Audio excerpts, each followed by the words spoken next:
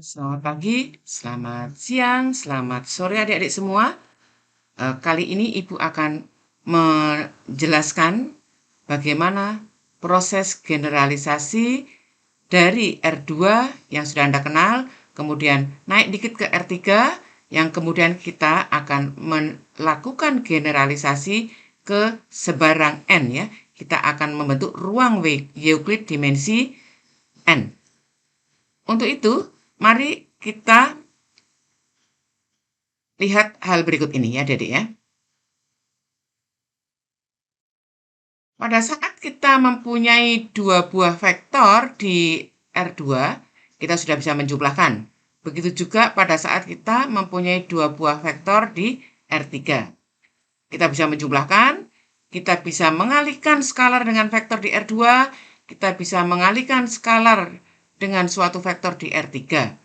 Nah, pertanyaannya adalah, apakah konsep ruang Euclid tersebut dapat digeneralisasi ke Rn untuk sembarang bilangan bulat positif N yang lebih besar 1?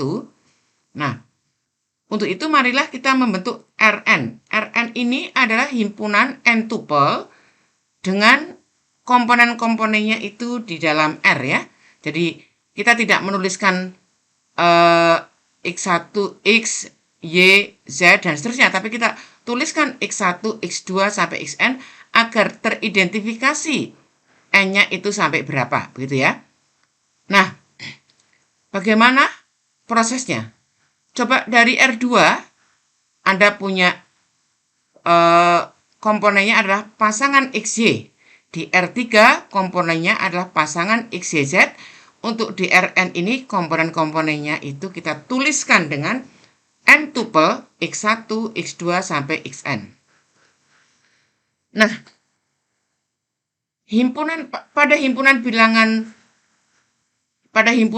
N tuple bilangan-bilangan real tersebut, ini kita tuliskan dengan Rn begitu ya, Adik ya.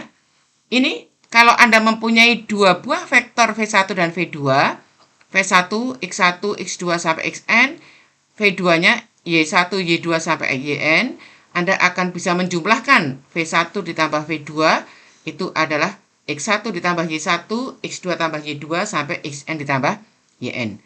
Ini tentu saja untuk setiap V1, V2 di dalam Rn. Nah, dapat ditunjukkan dia mempunyai sifat tertutup, mempunyai sifat asosiatif, mempunyai sifat adanya elemen netral, yaitu vektor 0, vektor di mana N tuple yang semua komponen-komponennya 0, dan eksistensi inverse untuk setiap vektor di dalam Rn, yaitu minus V1. Minus V1 itu apa? Minus V1 adalah N tuple yang komponen-komponennya adalah negatif dari komponen-komponen V1. Nanti kalau ada jumlahkan, V1 ditambah minus V1 sama dengan minus V1 tambah V1 sama dengan 0. Dan dia bersifat komutatif ya. Jadi untuk setiap V1 dan V2, V1 tambah V2 itu sama dengan V2 tambah V1. Nah, selain operasi penjumlahan, kita juga bisa melakukan operasi pergandaan dengan skalar. Itu kalau Anda mempunyai skalar A dan vektor V1, X1, X2 sampai Xn, Anda akan bisa menghitung AV1. AV1 itu apa? AV1 ini adalah hasilnya adalah N tuple yang komponen-komponennya itu adalah hasil kali komponen dari V1 dengan A ya, V1 dengan A. Nah, kita akan bisa menunjukkan bahwa apa? A dikalikan dengan jumlahan V1 tambah V2 itu sama dengan AV1 tambah AV2, dan A ditambah B V1 sama dengan AV1 ditambah B V1, dan AB V1 sama dengan AB V1, dan 1 V1 sama dengan V1 untuk setiap AB di dalam R dan untuk setiap V1, V2 di dalam Rn ya, Adik ya. Nah, jadi sifatnya yang dimiliki sama dengan sifat yang dimiliki oleh R2 dan R3. Nah, mengikuti notasi pada R2, selanjutnya kita mendefinisikan ruang Euclid berdimensi N. Ruang Euclid berdimensi N itu apa? Yaitu himpunan Rn tadi. Jadi himpunan Rn dengan kelengkapan operasi penjumlahan dan operasi perkalian dengan skalarnya, beserta sifat-sifat tersebut itu disebut ruang vektor Euclid berdimensi n. Elemen-elemen dalam Rn disebut vektor dan elemen-elemen dalam R disebut dengan skalar, ya. Nah, kita akan mendiskusikan tidak hanya membentuk ruang Euclidnya, tapi kita akan mendiskusikan bagaimana apakah dot produknya juga bisa kita generalkan, apakah panjang dari suatu vektor itu dapat digeneralkan pada Rn, dan apakah jarak dua vektor di Rn dapat digeneralkan ke Rn, dan apakah sudut antara dua vektor di Rn juga di R2 dan R3 dapat digeneralkan ke Rn. Nah, yang pertama adalah bagaimana generalisasi hasil kali titik. Anda sudah mengenal dot produk daripada R2 dan dot produk pada R3. Nah, Anda akan bisa mendot produkkan, menghasil kali dalamkan dua buah vektor di Rn. Yaitu pada saat Anda mempunyai V1 dan Anda punya V2, V1-nya adalah X1, X2 sampai Xn, V2-nya adalah Y1, Y2 sampai Yn, maka Anda akan bisa mendot produkkan dua buah vektor tersebut, hasilnya adalah skalar. Yaitu apa? Jumlahan antara X1, Y1 ditambah X2, Y2 sampai Xn, Yn. Yaitu apa? Jumlahan hasil kali elemen-elemen yang seletak, ya. Jumlahan hasil kali elemen-elemen yang seletak. Jadi kalau kita ilustrasikan, kalau V1, V2 di R2, V1 dot V2 itu adalah X1 kali X2 ditambah Y1 kali 2. Sementara itu, pada Rn itu, V1, kalau Anda punya komponennya adalah X1, X2 sampai Xn, dan V1 komponennya adalah Y1, Y2 sampai Yn, Anda akan bisa mendot produkkan V1 dan V2 itu adalah jumlahan dari X1, Y1 ditambah X2, Y2 sampai Xn, Yn. Dari definisi tersebut dapat diturunkan sifat-sifat berikut, ya. Jadi Anda bisa mendot produkkan dua elemen di Rn, hasilnya itu bersifat komutatif, ya. Jadi V1 dot V2 hasilnya sama dengan V2 dot V1 dan juga bersifat distributif terhadap penjumlahan, yaitu V1 dot V2 ditambah V3 sama dengan V1 dot V2 ditambah V1 dot V3, dan Anda juga mempunyai sifat yang ketiga, yaitu AV1 dot V2 itu sama dengan AV1 dot V2, dan yang penting ini, karena mengapa ini penting? Karena nanti akan dipakai untuk mendefinisikan panjang, ya. Itu V1 dot V1 itu selalu lebih besar atau sama dengan 0. Dan dia akan sama dengan 0 jika dan hanya jika V1-nya sama dengan 0, ya. Dan 0 di dot produkkan dengan V1 hasilnya akan sama dengan V1 di dot produkkan dengan 0 sama dengan 0. Nah, jadi nampak, ya adik-adik, bahwa dot produk itu dapat dipandang sebagai fungsi dari Rn cross Rn ke R. Nah, berikutnya adalah generalisasi dari pengertian panjang pada R2 dan pada R3 ke Rn. Jadi, dengan cara yang sama, adik-adik, ya, dengan cara yang sama, adik-adik akan bisa melihat bahwa apa? Kalau Anda mempunyai P1 itu adalah vektor di dalam Rn, tadi kita sudah mempunyai apa, adik-adik? V1 di dot produkkan dengan V1 itu selalu lebih besar 0. Nah, sifat itu, sifat yang memberikan bahwa V1 di dot produkkan dengan V1 selalu lebih besar 0 itu dipakai untuk mendefinisikan panjang. Jadi panjang dari suatu vektor V1 itu akan sama dengan akar dari V1 dot V1. Yaitu akar dari X1 kuadrat ditambah X2 kuadrat dan seterusnya sampai Xn kuadrat. Nah, dari sini Anda akan bisa melihat, ya, bahwa kalau Anda punya R3, R3-nya itu adalah V1, X1, Y1, Z1, nanti panjang dari V1 itu akan sama dengan akar dari X1 kuadrat tambah Y1 kuadrat ditambah Z1 kuadrat. Nah, ini ya, ini akan memberikan kepada kita hint, ya, bahwa apa? panjang dari vektor V1 di dalam Rn, yaitu kalau V1-nya X1, X2, sampai Xn, maka nanti panjang dari V1 itu akar dari V1 dan V1. Jadi tidak lain adalah akar dari X1 kuadrat ditambah X2 kuadrat sampai Xn kuadrat. Nah, kita akan mempunyai sifat bahwa panjang itu tentu saja akan selalu bernilai positif, dan panjang itu akan sama dengan 0 jika dan hanya jika V1-nya 0, dan panjang dari skalar kali V1 itu sama dengan nilai mutlak A dikalikan dengan panjang dari V1. Mengapa? Karena panjang itu selalu bernilai positif ya, Adik ya. Jadi kalau nanti panjang dari AV1 itu kan A-nya boleh positif boleh negatif ya. Nah, nanti tidak lain akan sama dengan nilai mutlak dari panjang V1. Nah, kemudian apa Adik? Kita akan melihat bahwa nanti dengan menggunakan sifat-sifat dan definisi panjang tersebut, sifat ketidaksamaan segitiga pada R2 juga akan dapat diperumum sebagaimana dinyatakan dalam teorema berikut ya. Jadi kalau Anda mempunyai V1, V2 di dalam Rn, maka akan berlaku apa?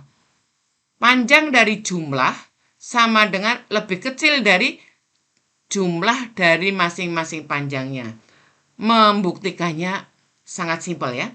Jadi panjang dari V1 ditambah V2 kuadrat itu Anda lakukan dengan menggunakan definisinya, itu kuadrat dari panjang itu kan sama dengan dot produk dari vektor itu, yaitu sama dengan dot produk dari V1 tambah V2 dengan dirinya sendiri, V1 tambah V2.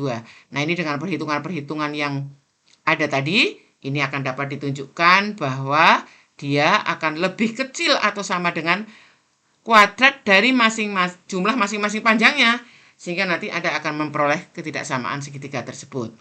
Nah, mari kita lihat untuk yang jarak. Kalau Anda mempunyai dua buah vektor pada R2 dan R3, Anda sudah tahu jarak dari dua vektor di R2 dan R3 itu tidak lain adalah panjang dari vektor selisihnya, yaitu panjang dari V1 dikurangi V2. Nah, nanti dengan cara yang sama, kita akan bisa menunjukkan bahwa kita dapat mendefinisikan jarak dari dua buah vektor itu ya sama, yaitu sama dengan apa, Dedek? Panjang dari selisihnya, ya, panjang dari selisihnya. Nah, ini jadi kalau kita lihat proses generalisasinya ya, kalau Anda punya V1, Anda punya V2 gitu ya, Dedek ya. Nanti jarak V1 dan V2 itu akan sama dengan panjang dari V1 dan dikurangi V2. Nah, ini nanti kalau digeneralkan, nanti jarak antara V1 dan V2 itu akan sama dengan panjang dari V1 dikurangi V2, yang tidak lain adalah akar dari jumlah kuadrat selisih masing-masing komponennya ya.